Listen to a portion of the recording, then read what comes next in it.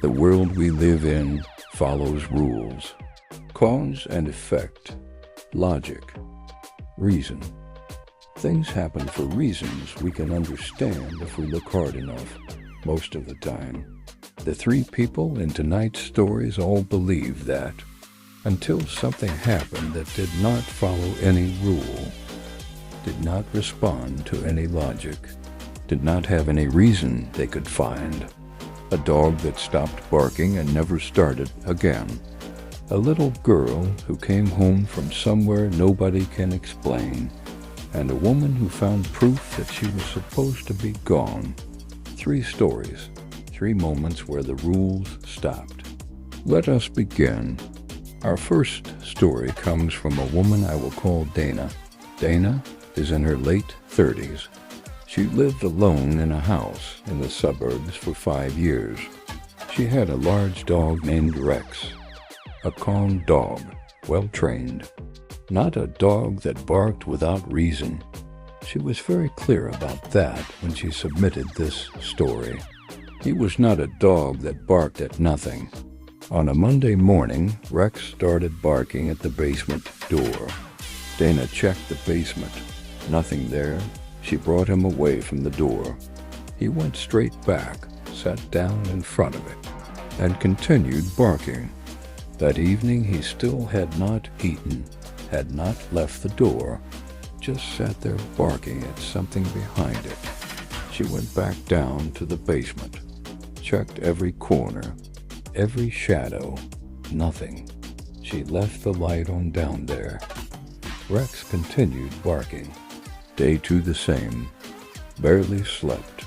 Would not eat. Would not move from that door. Dana began to feel genuinely uneasy. Not because of what might be in the basement. Because of how Rex was behaving. She had never seen him like that. In 5 years. Not once. On the 3rd night, Dana woke up at 2 a.m. The house was completely silent. No barking. She lay still for a moment, listening to the silence. Then she got up. She walked downstairs slowly. Rex was sitting directly in front of the basement door, completely still, staring at the door. She called his name. He did not turn around, did not acknowledge her, just stared at the door. She sat with him for a long time that night. She told me she was more frightened by his silence than she had been by 3 days of barking, because she understood the barking. The barking meant something was there. The silence meant something else entirely. Rex never barked again. Not once. Not at the basement door. Not at anything. For the remaining 2 years Dana lived in that house, he was completely silent. She had him checked by a vet. Nothing physically wrong. She had the basement professionally inspected 3 times. Nothing found. She moved out 2 years later. She told me she did not move out because of what was in the basement. She moved out because of what Rex saw that 3rd night, and the fact that whatever it was enough to silence him forever. Our second story was submitted by a mother I will call Corinne. Corinne has 2 children. Her youngest daughter was 8 years old when this happened. On a Friday evening, Corinne drove her daughter to a friend's house for a sleepover. She watched her walk to the front door. She drove home. Normal Friday evening. Nothing unusual. Saturday morning, her daughter walked through the front door at 9 a.m.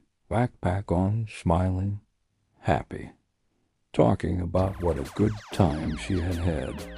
Corinne made her breakfast and called the other parents to thank them. The mother who answered the phone went very quiet when Corinne introduced herself. Then she told her that her daughter had never arrived on Friday evening. They had waited until 9 p.m., set a place for her at the dinner table, eventually assumed the plans had changed. Corinne hung up the phone and looked at her daughter eating cereal at the kitchen table. She asked her where she had been. Her daughter looked up and said she had been at the sleepover. She described the house in detail, the bedroom with the purple walls, the movie they had watched, the pancakes they had for breakfast. Every detail exactly right. Every detail matching the house Corinne had visited when she dropped her off. Corinne called the other parents back. She described what her daughter had told her. The purple bedroom, the movie, the pancakes. The other mother confirmed all of it was accurate. Those were real details about their house. But her daughter was never there. Investigators found nothing. No explanation for where the child had been between Friday evening and Saturday morning. Her daughter has no memory of that time. Even today, she insists she was at the sleepover. She describes it the same way every time, always the same details, always completely calm, as if it is a perfectly normal memory from a night that never happened. Our final story is one that I find most difficult to explain logically. A woman I will call Sarah was at work on an ordinary afternoon last spring. She was Googling herself, checking her professional presence online, making sure nothing unwanted came up in client searches. She scrolled through the first page, professional profiles, her work website, a LinkedIn recommendation, normal things. She clicked to the second page, more of the same. She almost stopped there, but she clicked to the third page. There was a link from a local newspaper, not her city, a nearby town. She did not recognize the publication. She clicked it. The page loaded slowly. An obituary section. She scrolled down, and then she stopped scrolling. Her full name, a photograph. Her photograph, her correct age at the time, her hometown, her parents' names, both correct. Both exactly right. Published 3 years ago. She read it 3 times. Then she read the cause of death. A car accident. On a specific date. 3 years ago. Sarah sat very still for a long time. 3 years ago, she had been in a car accident. On that road. On that date.